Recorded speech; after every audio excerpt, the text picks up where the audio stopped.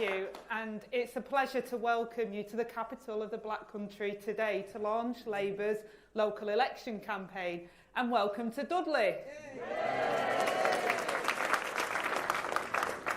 People from around here really know what it means to graft. This town was one of the birthplaces of the Industrial Revolution. It was right here with a smelted iron thick in the air and limestone bricks towering high that Britain was built. It was Labour as the party of working people and the party for working people that empowered those workers to come together and unionise, to fight for better rights at work and keep more of what they earned. In the 20th century, when the sun had set on the quarries and the kilns, it was under Attlee's post-war Labour government that this town saw council houses built on an unprecedented scale, along with good, proper public services that people could rely on.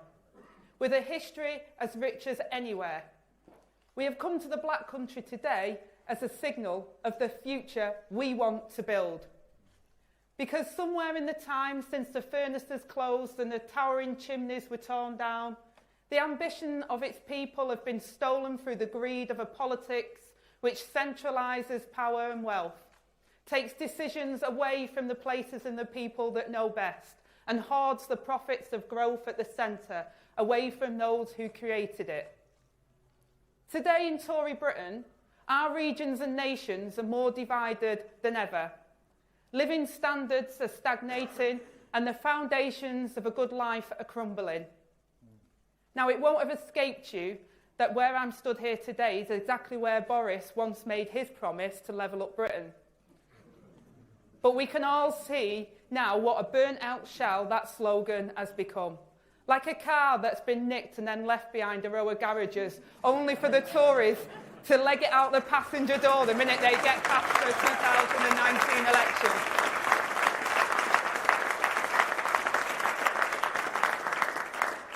But you know, here in Dudley, people know better than most that the Tories took advantage of their hope. But once the votes were counted, they turned their backs. And so Keir and I have a responsibility to launch this campaign today with an eye on the road ahead. We know that it will be left to a Labour government, but also to Labour mayors and councils too, to deliver where this government has failed. And this cap-in-hand approach, where towns and cities are pitted against each other, and finally put out the dying embers of this patronising game the Tories play in the name of levelling up. As I always say, it's as if Michael Gove thinks he's an investor on the Dragon's Den, which lucky area will be successfully pitched for a small proportion of their own money back. So now, instead of replacing this with some other cheap slogan, we have a real plan to rebuild Britain and create growth from the grassroots once again. So today, Keir and I are delighted to publish our plan to release Britain's untapped strength, to build an economy that works for everyone, to get growth in every corner of the country, and to put more money in people's pockets, to give people back control of what matters to them.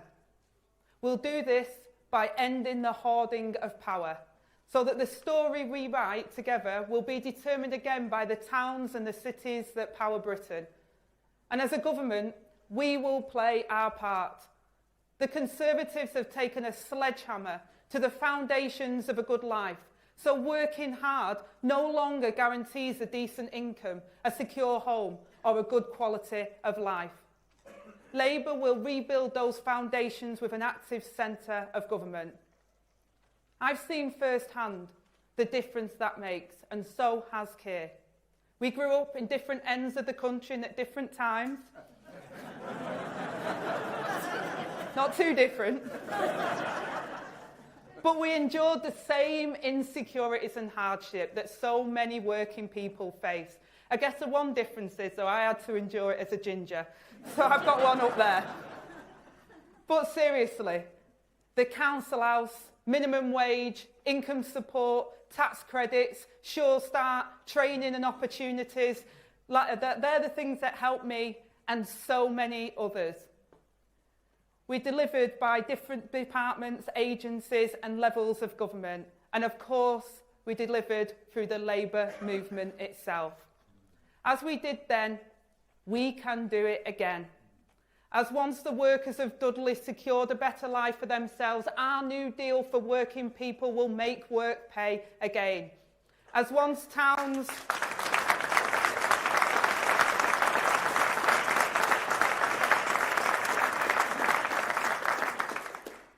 like this powered Britain, our green prosperity plan and industrial strategy will support the new jobs and industries of the future across the country. And as once Attlee's government built a generation of homes for local people, we too will rebuild Britain. So before I pass on to Keir, let me say this. I know that some who listen to my speech today will feel that twinge of scepticism in the back of their throat. And in part, that's because we have a Prime Minister who's political equivalent of that friend from back home who says he'll get the first round in if you pay for the taxi, and yet when you get to the bar, he's nowhere to be seen. But that scepticism can pass and be replaced by everyday sort of hope for the future, a hope that once powered places like Dudley. So you have my word today that we won't make promises that we can't keep. You can believe that we're serious about fundamentally shifting the way Britain is governed. We seek power so we can hand it back to the people. That is the Labour way. It belongs to them, not us. Because more of the same just isn't good enough. Three-word slogans, empty promises, broken as quickly as they were made, leaping from crisis to crisis, driven by vested interests, cronies, oligarchs, lobbyists who have had more say over the shape of the last decade than working families have. Never again.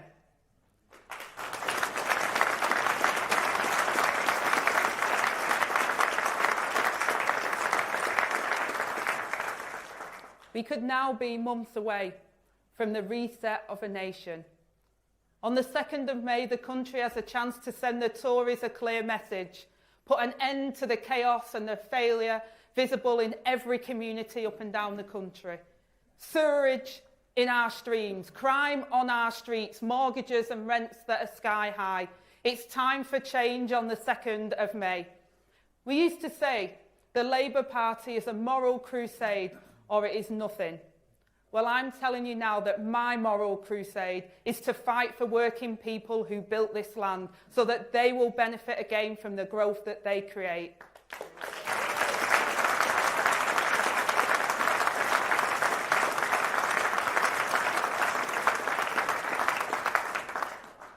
And I'm delighted and proud to be joined in this crusade by our leader and the man who does always get his round in. I give you our leader, future Prime Minister, Keir Starmer.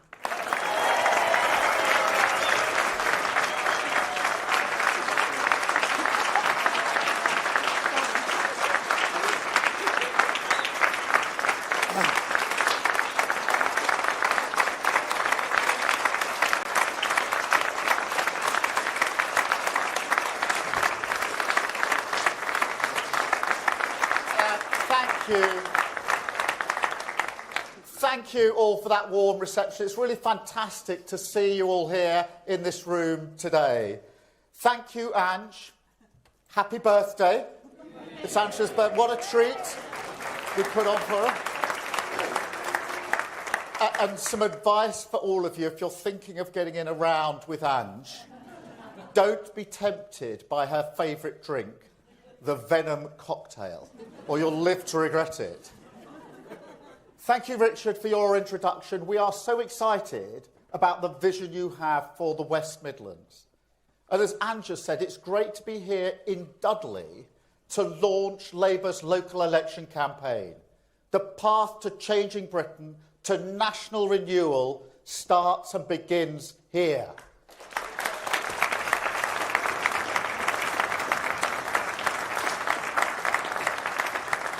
And you can take it from me, we're not playing for a draw. We're looking to win in Dudley, looking to win in the West Midlands, right across the country. From Hastings to Hartlepool, a changed Labour Party on the march, on your side, return to the service of working people.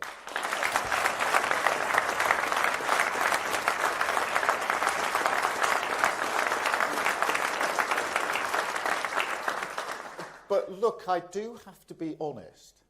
I was hoping we'd be launching a different election campaign here today. But the Prime Minister bottled it. He wants one last drawn-out summer tour with his beloved helicopter. So we need to send him another message. Show his party once again that their time is up. The dithering must stop. The date must be set. Britain wants change, and it's time for change with Labour.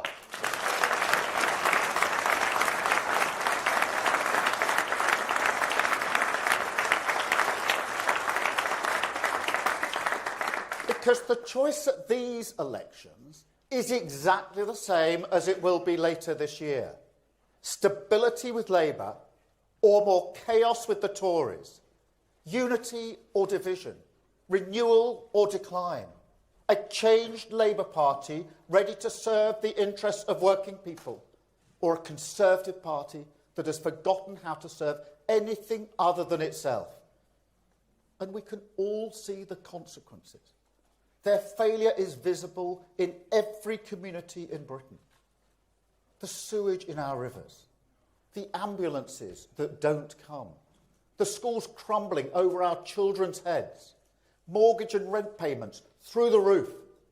And now, on top of this year, your council tax rising, a new Tory stealth tax coming soon to your letterbox, £300 per household, and they hope that you won't notice. In fact, they tell you that they're cutting your taxes, while at the same time they're rifling through your back pocket, give with one hand and take even more with the other. And on and on and on it goes. Say the right thing, do the exact opposite. Say we're all in this together, but decimate your public services. Say there's no downside for business, but rush through a careless Brexit deal. Say this is for ordinary people, but crash the economy to give tax cuts to the richest 1%. A party that is now so desperate, so broken by its failure to address your problems, that it has completely cut itself adrift from the responsibility of service, reduced, with no record to defend, to exploiting Britain's problems for the politics of division. But look, here's the good news. They don't get to choose. You don't have to take it anymore. You can stop them. And that's the beauty of democracy. The power of the vote rests in your hands. And on the 2nd of May, you can reject the chaos, you can reject division, you can reject decline and vote for national renewal with Labour.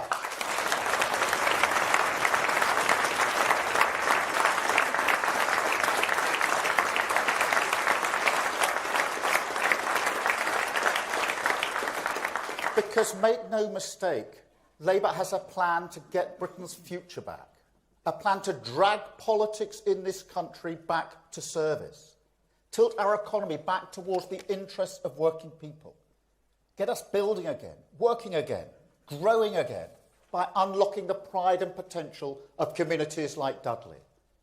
And that's what we'll be campaigning on during these elections. And look, I know some of you may have heard this kind of thing before. In fact, as Anne said, this is the reason we came to Dudley to launch this campaign. Because, of course, it was right here that the former Prime Minister, well, actually the former Prime Minister, if I'm going to be accurate, gave his big levelling up speech, a project he said would turn the tide on regional inequality in this country and give a fair share to towns like Dudley. And you know, people say to me, the worst thing you can do in politics is to prey on people's fear. Yet in some ways, preying on their hopes is just as bad. And that's what the Tories did with levelling up. Of course it struck a chord. Of course, a town like Dudley wanted that hope to be real, not just the promise of a better future. We all need that. It's also how that project knowingly spoke to what towns like this have lost. The way of life that disappeared when the factories or pits closed. The community, the security, the chest-out pride that grows when you are certain your contribution is respected. That what you do, what you make, matters. And not just for your family, but for your community, your country, and even beyond our shores. A pride that looked out to the world and said, this is our place. This is who we are. Now, it was steel here, but the same is true of shipbuilding in towns like Hartlepool, car manufacturing across the region, mining everywhere from the chalk and clay of Essex to the coal seams of the Midlands and the North. I mean, look at the names of our football clubs. Stoke City, the Potters, Stourbridge just down the road, the Glass Boys, Angie Stockport, the Hatters. Now, that pride is still there. Of course it is. And why not? I think Stockport gunning for promotion. But over the years, it's a pride that's become a little less sure of the ground beneath its feet, in need of a stronger foundation, a government willing to see communities like this not as a charity case or a political client, but as a source of growth and dynamism ready to be unlocked. A partnership where politics offers you service rather than turning its back once it's counted your vote. Now, we understand that in the Labour Party. Trust me. What towns like this have been through over the decades. It's our history, our communities, and, in many cases, the story which has shaped our families. My dad was a toolmaker. He worked in a factory. He always felt, particularly in the 80s, that he was looked down upon, disrespected. But equally, my sister is a care worker now. So I will never accept that it's only the work of the past which deserves our pride and respect. And that was the great lesson of the pandemic. It showed exactly who made up the backbone of Britain. The carers, the couriers, the driving, the teaching assistants, the warehouse workers, the supermarket staff, the nurses and the paramedics. The working people of this country, my Labour Party, stands with you.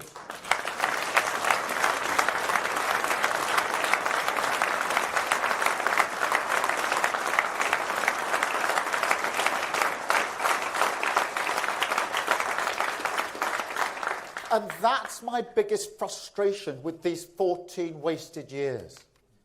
It's not just the stagnation, not just the price working people have paid. It's also the countless missed opportunities to give working people the power to drive our country forward, to bring people together outside of a crisis, unlock that pride people have for their community, and harness it to change our country. Now, levelling up is a good ambition for Britain. Taking back control, if it means control for communities, not politicians in Westminster, that is absolutely essential for growth. But moving forward requires not just a new plan, but also a fundamental shift in how we govern. Britain's got an economy that hoards potential and a politics that hoards power. And it's no coincidence, no accident, that this leaves us with more regional inequality than anywhere else in Europe.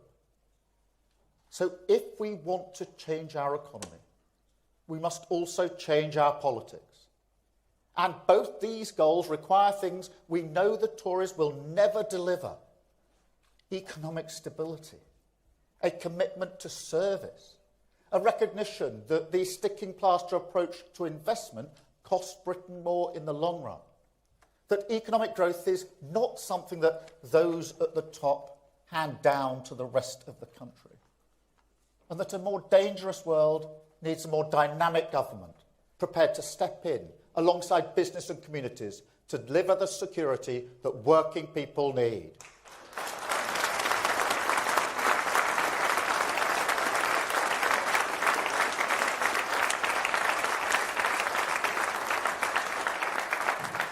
But perhaps most of all, it needs an end to politics that is done to communities, not with them.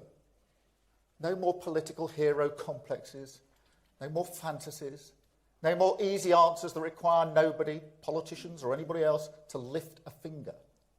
Change comes from us all. I mean that. The Tory era of politics as performance art is coming to an end. But to get Britain out of this hole, we all need to roll up our sleeves. National renewal is a partnership. And I'm not here to tell you everything will be easy. That's what happened 4 years ago. Labour will give you a plan. We'll give you new powers to make a difference in your community. But look around your country. We need you. After everything you've been through in the past 14 years, I know this is a hard request to make. I know how little faith there is in politics to make a difference. But in your heart of hearts, I expect you know that this is what Britain needs right now. And coming together after all the chaos and division behind a credible long-term plan, a plan to back your potential, match your ambition, unlock your pride, so together we get Britain's future back.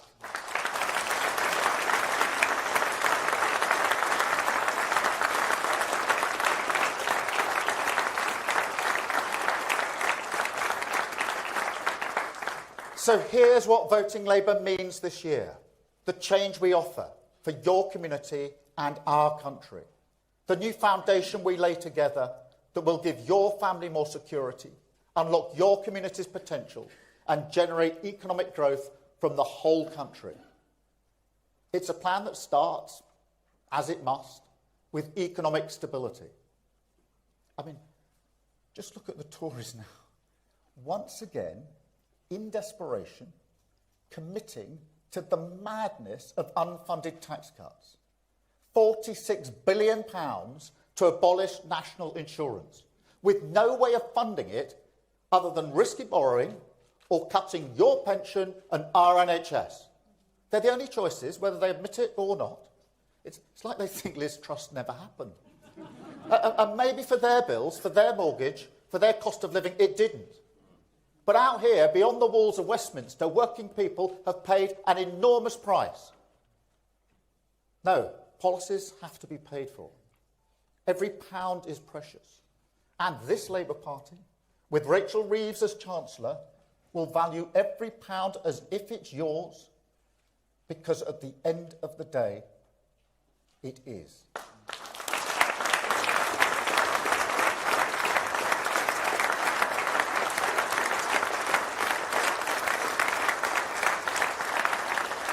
And on that rock of economic stability, we lay our new foundation. 5 national missions, 5 new priorities to turn the page on Tory decline and walk towards national renewal. 1, higher growth, with a reformed planning system, no longer blocking the homes, the infrastructure, the investment that the country needs. 2, safer streets, with 13,000 extra neighbourhood police officers cracking down on the antisocial behaviour which blights too many of our town centres. 3, cheaper bills, with GB Energy, a new publicly owned company harnessing clean British power, not foreign oil and gas. 4, more opportunities for your children, more mental health support in our schools, expert teachers in every classroom, new technical excellence colleges, training our kids in the skills they need and businesses want. And 5, our NHS back on its feet, 2 million extra appointments every year, a plan to cut the waiting list, start clearing the backlog, rescue NHS dentists and end the ATM scramble at your GP surgery.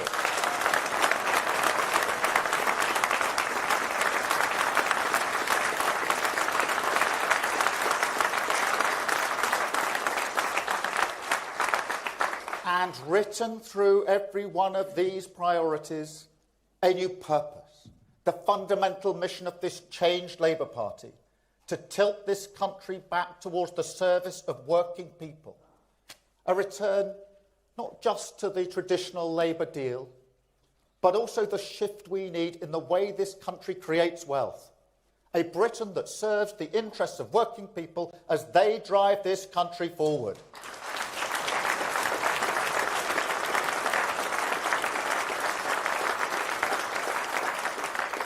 And so, when we look at the opportunities clean energy and new technology can bring, we do so with a national wealth fund that stands with business, invests in the critical infrastructure our future growth needs, creates 650,000 new jobs, over 60,000 in the East and West Midlands, a plan that will relight the fires of renewal in communities like this.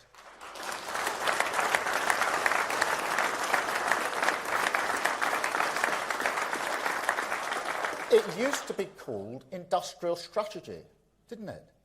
And it's not an old-fashioned idea. In most countries around the world, it's seen as the bread and butter of responsible government. Because in a world as volatile as ours, with new technologies in life science, clean energy, artificial intelligence, all on the horizon, it is our job to make sure regions like this are backed with the investment that they need. The gigafactories that will make electric car batteries across the Midlands, the renewable ports ready to take offshore boom in the North Sea, the clean steel that can bring the next generation of jobs to Scunthorpe or Sheffield. And when we create jobs in communities like this, we do so with a new deal for working people. Not just because work should always provide dignity, but also because a labour market riddled with insecurity is bad for productivity and bad for growth. So we will scrap zero-hour contracts. We will end fire and rehire, make work pay with a real living wage, and say unambiguously, this is good for growth.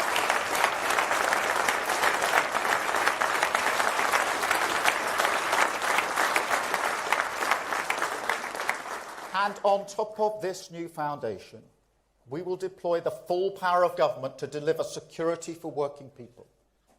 But we will also give power away, put communities in control. A new Take Back Control Act, with new powers for mayors over transport, skills, enterprise, energy, planning, rejuvenating our high streets. And new powers to generate growth in every town and city. Local growth plans. That's the commitment we make today, a full fat approach to devolution.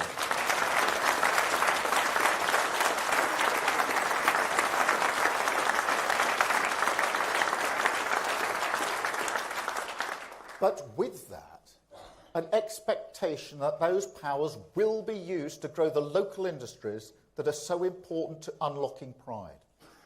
The argument is simple. Devolution is absolutely essential for taking on regional inequality. Democratic decisions are better made by local people with skin in the game. I've always believed that.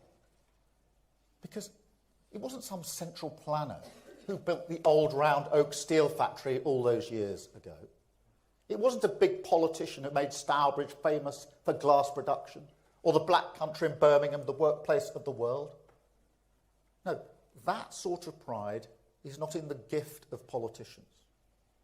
It's built up over the decades by the people, the businesses, and the workers of a community. In partnership with government, absolutely, that is vital. Levelling up doesn't happen by magic. But the energy and the drive must always come from a place itself. So when communities across Britain ask, what's our future in the modern economy? I say Labour will always respect your contribution. We will give you the tools you need. We will get the country's future back. But your destination, your decisions, the pride that defines who you are, that belongs to you.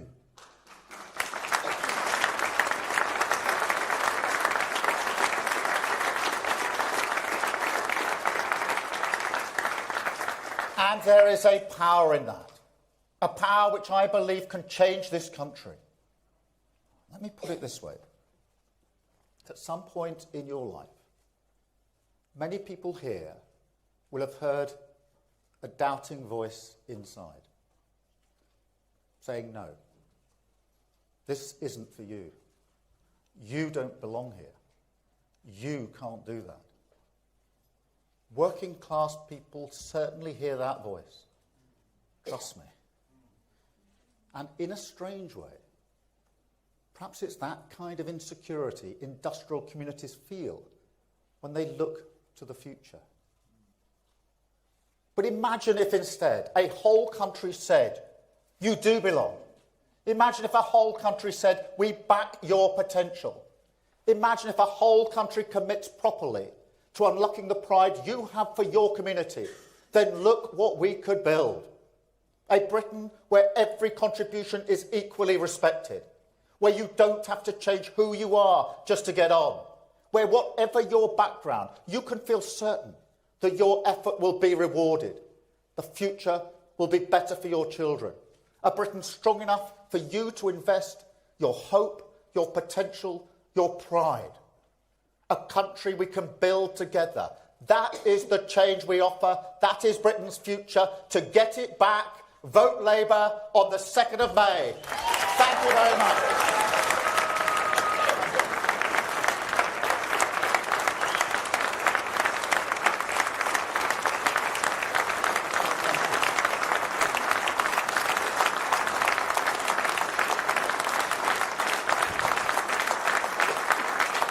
Thank you very much. Thank you. Fantastic to see you.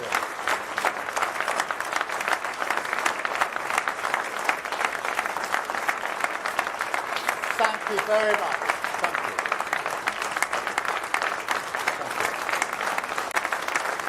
Right. I'm now going to take a number of questions from the press, and I've got a list here. I'm going to start with Mark from the Express and Star. Do we have Mark? Mark, can I just say before you start, our condolences. Pete Madeley, one of your journalists, passed away. Last time I saw you, he was very ill. Please pass our condolences to his family and to all of your staff. It must be a very, very difficult time for everybody at the Express and Star. Yeah. Will do. Thank you very much. That's much appreciated. 35 years ago, this was a bustling, thriving town, 3 big department stores, you could buy anything. Since then, under both Labour and Conservative governments, it's been a best managed decline. It's suffered more than most towns have in this country. At the moment, the government has proposed levelling up plans for an Eton College building and for the university. An Eton College, that's a sixth form, to give children from deprived backgrounds a chance to get Eton education, and demolish the Hippodrome Theatre to build a university campus. Our questions are, can Dudley become the thriving town it was in the 1970s, 1980s? And what are your thoughts on these regeneration proposals that the present government is putting forward? Are they enough, and what would Labour do differently? The answer to the question is yes, it can become a thriving town and place again. And I'm determined that it will. And the phrase you used then, managed decline, is the phrase that should eat away at all of us, because that is the feeling in too many places across the country. But for that to happen, we need a viable plan, and we need to do the hard yards. And as Angela said, levelling up is not a slogan. It's got to be a viable plan and the hard yards of a plan that will actually work across the country. The number one mission of an incoming Labour government will be to grow the economy. But not just to grow the economy, which is vital, but to grow it in every place across the country. Not to have it grown in some parts of the country and redistribution to be the one-word answer for other places. So we will work to rebuild Dudley and all the other places and cities across the country with the hard yards and the viable plan that we put forward this morning. Thank you, Mark, very much. I've got Lewis from ITV Central. Hello, Lewis. Lewis. So, first of all, I mean, some voters across towns like Dudley, right across the Midlands, are still really unsure about whether Labour really does have their best interests at heart. There's still a bit of convincing to do there, I think. what can you say today that will convince people that you do have their best interests at heart? And given the fact that we are here in Dudley today, I wonder too, what does the Black Country mean to you? Well, look, I mean, this is such a good question, because one of the most important things in politics is being clear that you get it, you understand how people feel about themselves, their family, their community, their place.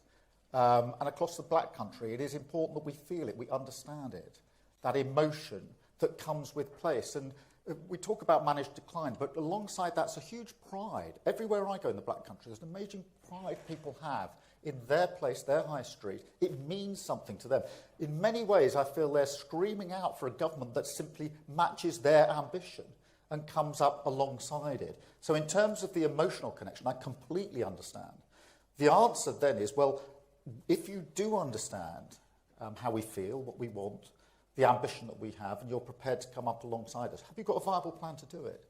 And that's why the local growth plan is so important, because that is local, it's based in place, it's about people with skin in the game, playing their full part, but alongside a national strategy that works. That is hard yards, and my frustration of the past 14 years, but particularly since 2019, is that in saying levelling up, the government was tapping into something real that people yearned for, but they didn't have a viable plan and they didn't do the hard yards. That's unforgivable.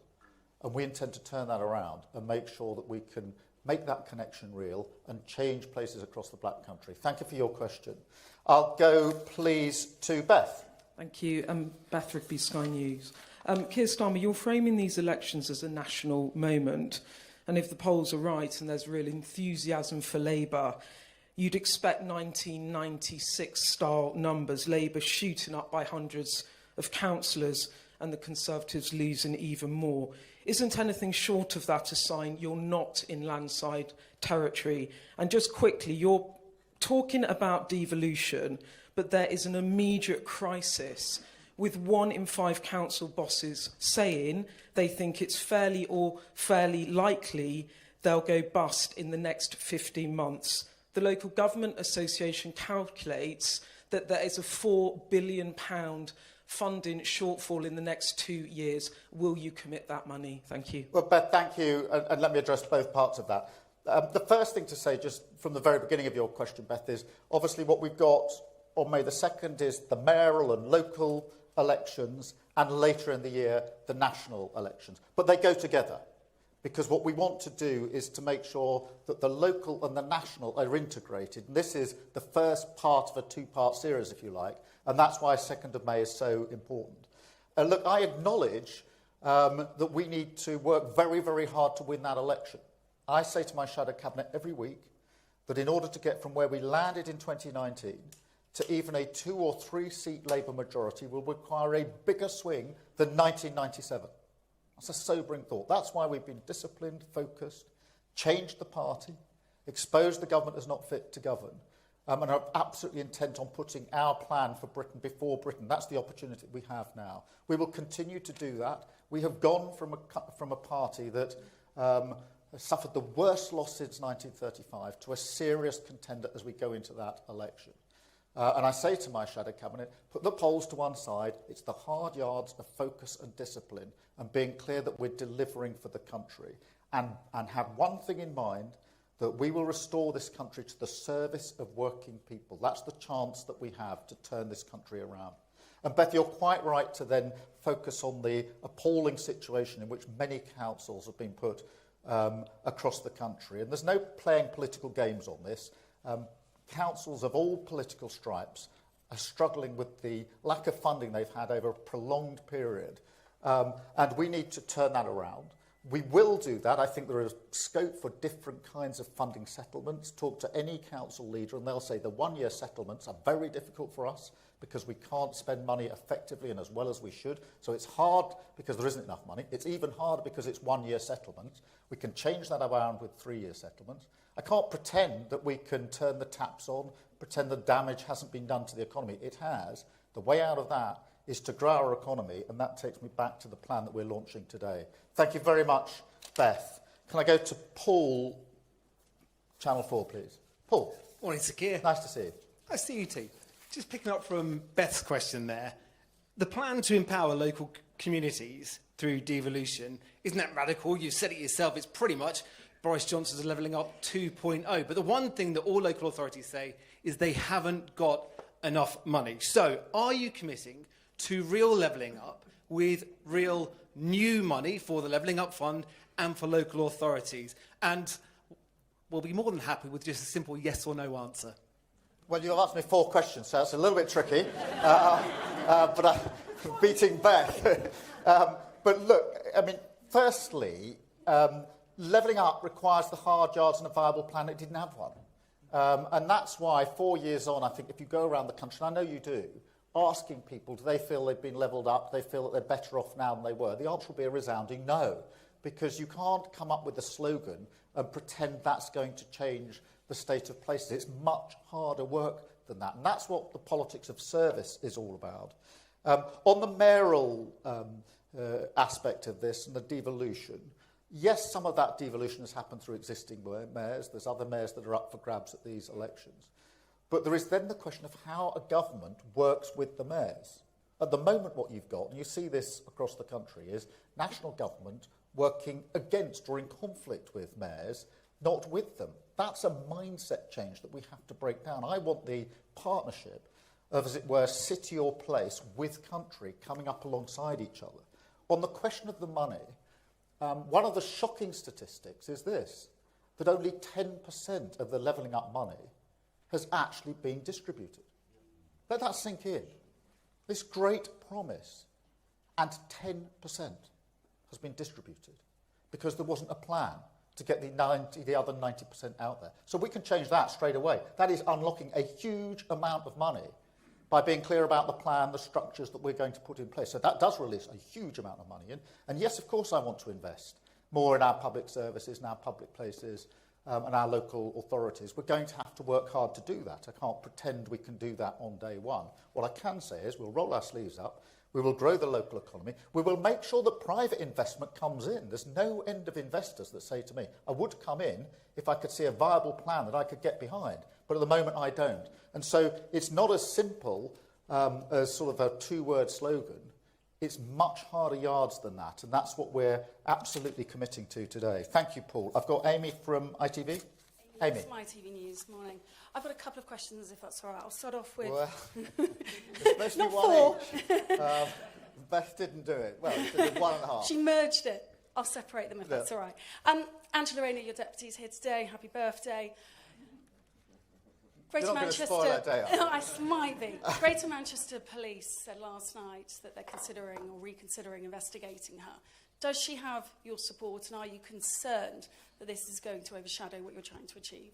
Angela has my full support and my full confidence today and every day as we work together to take the Labour Party back into government so we can serve the interests of working people. And she's vital for that.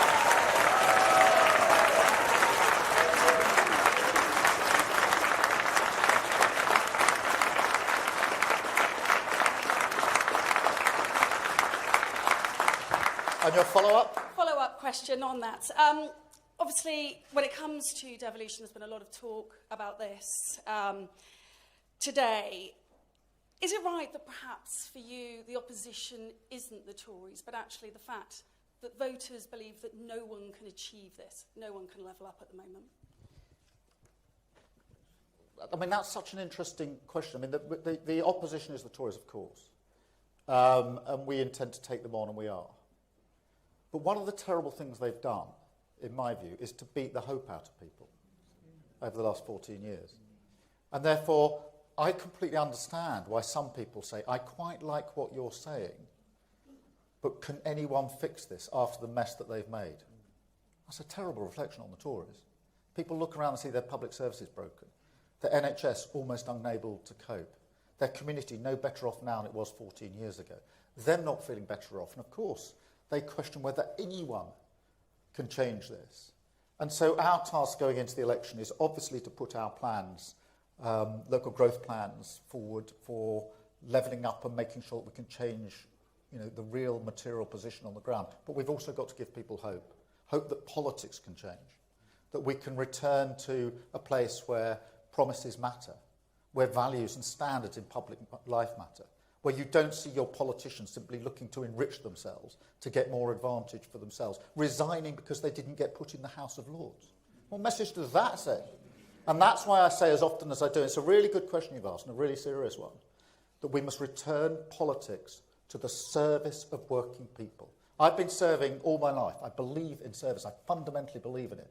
And I want politics to return to service so that when people elect in a Labour government, they know that's a government that's going to serve me. And that way, I think we can turn around that underlying feeling, which I completely understand people have after 14 years, that perhaps nothing can be done. It can, we will, but we need to restore that sense of service. Thank you very much, Amy.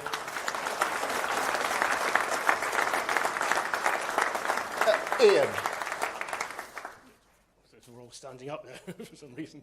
Okay. Not for me, you don't know.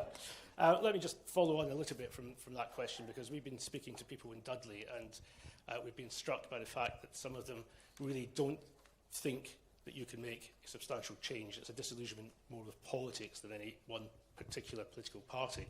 But obviously there are things you can do to restore confidence. So I'm going to ask you a very specific question. You talked about the decimation of public services. You talked about hope. The councils that fear they're going to go bankrupt in the next year will need more than hope. They'll need hard cash. Can you guarantee that a Labour government in its first year will give them more resources than the Conservatives are giving them now? Well, insofar as we can unlock the money that has not been unlocked, the 90%, insofar as we can change the funding formula so that it's 3 years, not 1 year, then yes, we can do more for our local authorities, our local councillors, our public services. And believe you me, I believe in public services. I ran a public service for 5 years, so this is something core about who I am and what I believe in. But can I stand here and pretend to you that there's a magic money tree that we can waggle on the 3rd of, or the day after the election? No, they've broken the economy. They've done huge damage. And even now in their budgets, they're using any potential money for public services for gimmicks. This is a very different Tory party. This is a Tory party that's lost any sense of the national interest and is now passing budgets in their own party interest. That happened at the last budget. If they get the chance, they'll do it again. The only purpose of that is to salt the ground for an incoming Labour government.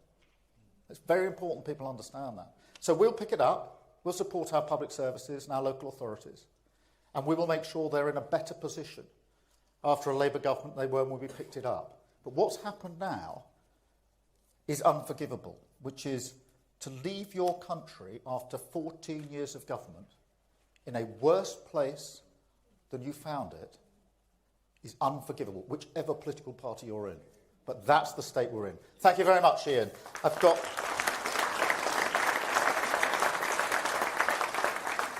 Chris. Christopher Hope, GB News. So Keir Starmer, you said you want no more political hero complexes, but in recent weeks, David Lammy, Rachel Reeves has praised Margaret Thatcher. Today, you've praised Boris Johnson's levelling up policy. You've got a Take Back Control Act. Obviously, Johnson is not your political hero, but why are you praising? But why are you praising Tories? Won't your critics just say you're a Tory in disguise? Well, look, when I was speaking about Margaret Thatcher, I was singling out leaders, prime ministers, who I believed had a sense of mission, a sense of driving purpose. Now, I don't agree with her mission or her driving purpose. In fact, she did very destructive things across the country, including in the black country. And people are still paying the price of that. But I do think it's important to distinguish between leaders who have a driving sense of purpose, what they're trying to achieve, a sense of the hard yards of 5 or 10 years in government and leaving something better afterwards, than those that drift. And what have you got at the moment? What is the driving philosophy of Rishi Sunak, apart from survival? What does he? I mean, people ask me, what does Labour stand for? What does Rishi Sunak stand for? He's just treading water. He's waiting. He knows the country wants change. He knows they wanted, on the May the 2nd, to have a general election. But he's treading water, preserving himself, party interest. And I think this is linked to the point Amy was made. I think that's why a lot of people are losing faith in politics, and we have to turn that around, Chris. It's very, very important. As for Boris Johnson, look, hands up, I'm no fan. And I do, to tap into something like levelling up, which really, levelling up as an idea has been around a very long time. Regional inequality wasn't first discovered in 2019. It's been deep for many, many years. But in tapping into that and promising that that would all change with a slogan, and then not having a viable plan, and not doing the hard yards, I mean, that is why politics is broken. That is why people don't believe in their politicians. Because he pretended it could happen, he didn't do the hard yards. And that's why I think everybody is pleased to see the back of him. Thank you, Chris. Nick. Nick from The Telegraph. Hi, thank you. So, Keir, I have a question on access to open justice, which I'm sure is an issue close to your heart. Because there's been a lot of controversy recently around the single justice procedure, where tens of thousands of people a month are being convicted in secret behind closed doors, often in their absence. At the same time, newspapers had to take legal proceedings to get the details of the Abdul Azidi immigration appeal. So what will Labour do on open justice? Do you think that single justice procedure should be reformed, and should immigration system appeal decisions be routinely published? Well, I think there are two parts in that question, Nick, which require slightly different answers. As to journalistic access, I think that's really important. And I think we do need to ensure that there are mechanisms in place for journalistic access all of the time. Now, it's much harder, as you know, because back in the day, there were reporters in a lot of our courts all of the time. Now, the resource doesn't allow that, and or it's more difficult to reach those cases. But our courts and our justice should be open, accountable, and that means that the eyes and ears of journalists should be able to get in there. And that's a very important fundamental principle as far as I'm concerned. On the broader question of open justice, we need to get the balance right. There are, thousands upon thousands of cases that are dealt with in our magistrates' court, but not necessarily in an open and full court hearing. And it would impose a huge burden on the court system if you change that around, where people are pleading guilty by post or whatever it may be. And you wouldn't want to turn that around and say there must be an in-person hearing for every single one of those cases. That doesn't mean journalists shouldn't have access to it, or it shouldn't be open in the sense that people can find out what's going on. But we do need to get the balance right. But the first point you make is a very important one about journalistic access, which I fundamentally support and always have done. Thank you, Nick. I've got Jessica from The Guardian. Jessica. Hi. Yeah, thank you. Well, we're all very aware of the wider financial crisis facing local authorities in the country. We're obviously just down the road from Birmingham, where the council declared effective bankruptcy last year after a series of financial mishaps, which councillors have admitted to and apologised for, and obviously a similar situation in Nottingham. I mean, do you have concerns about what impact this could have for Labour at the local elections in May? And just also quickly, you said that Labour would ban fire and rehire practices. Could you just clarify whether that would also apply to Labour councils such as Coventry, where councillors are reportedly pushing ahead with plans to fire and rehire bin workers there? Well, look, on council finances, you pick out Birmingham, but there are plenty of councils across the country that are in financial difficulties. I think, and Richard will have better statistics on this than me, there's been about £1 billion of cuts or money taken out of Birmingham over the last decade or more. That's very difficult. And I know people in Birmingham who rely on the services are very worried about that, because they worry about the impact it's going to have on them. The only way through this is to have a better funding settlement and to have those plans in place to grow the local economy, and to have a council in a sense that the government wants to work with councils, mayors, combined authorities, rather than simply working against them and trying to blame other people. On fire and rehire, look, I'm against it, and that means I'm against it wherever it is. And it's as simple as that. I'm not going to wade into an industrial dispute. That wouldn't be right. But I'm against fire and rehire. I'm against it wherever it is and whoever is practising it. Thank you very much, Jessica.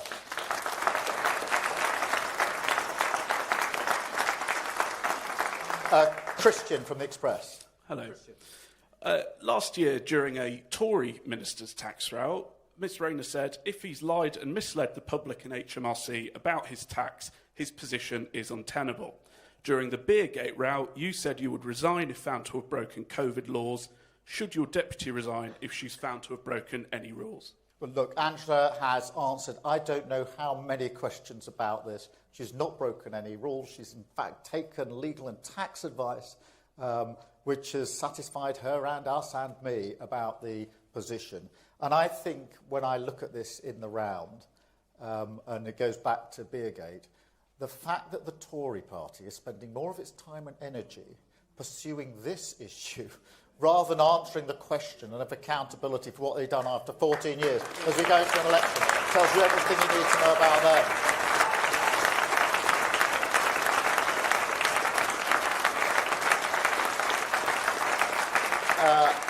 I've got Jack from The Sun. Jack. Thank you, Sir Keir. Can I just follow on from that? You just said that the advice given to Ms Rayner has satisfied herself and you. Last week you said you hadn't seen that advice. Have you now seen it? Should she now publish it in the aims of maximum transparency? And if not, are you holding Tory MPs to a lower standard which you and her are holding each other? Well, look, Angela's been very clear. I think she's been doing media this morning, which she's made it very clear that if anybody wants more information from her, any of the authorities, she's more than happy to provide it. But should she publish legal tax advice? No, she shouldn't. And where does this end? Are you, Jack, going to be calling for Tory ministers to publish all their legal and tax advice going back over the last 15 years? That's where this ends.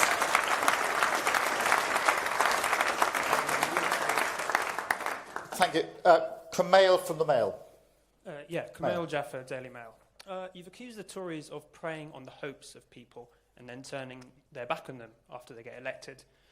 You yourself have obviously U-turned on a number of policy promises. So how can voters trust you not to do the same thing that you've accused them of if you're elected?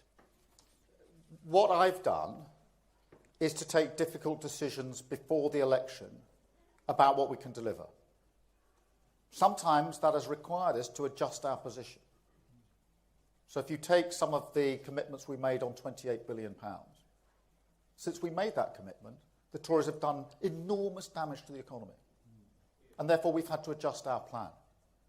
I would rather level with the British public before the election and tell them straight what we can do and what we can't do, and then deliver on what we say we can do, rather than do what Boris Johnson did at the last election, which is to pretend he could deliver everything and then deliver nothing.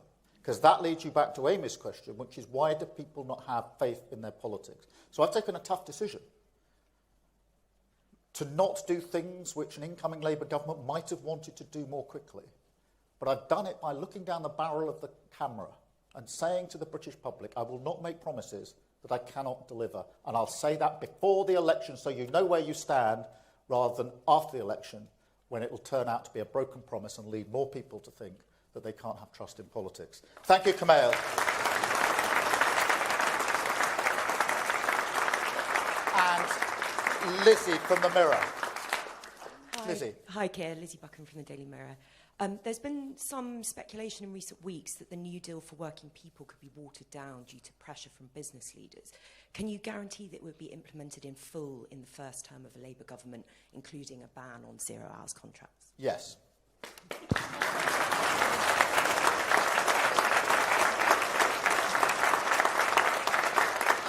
And let me tell you for why. Because I believe, deep down, that respect and dignity at work matters. This goes back to what I said about my dad. It really matters that people feel respected, that they feel that they have their dignity at work. But there's an additional reason, and that is every good employer knows that if you do treat people with respect and dignity at work, then that increases productivity. That increases the growth in your business and enterprise, and it's actually good for the economy. And that's why when I talk to employers, most good employers are doing all the things in our New Deal in any event. But yeah, we're absolutely committed to it, and we will be implementing it, and Angela's leading from the front on that. Happy birthday, Angela. Thank you all very much. Thank you.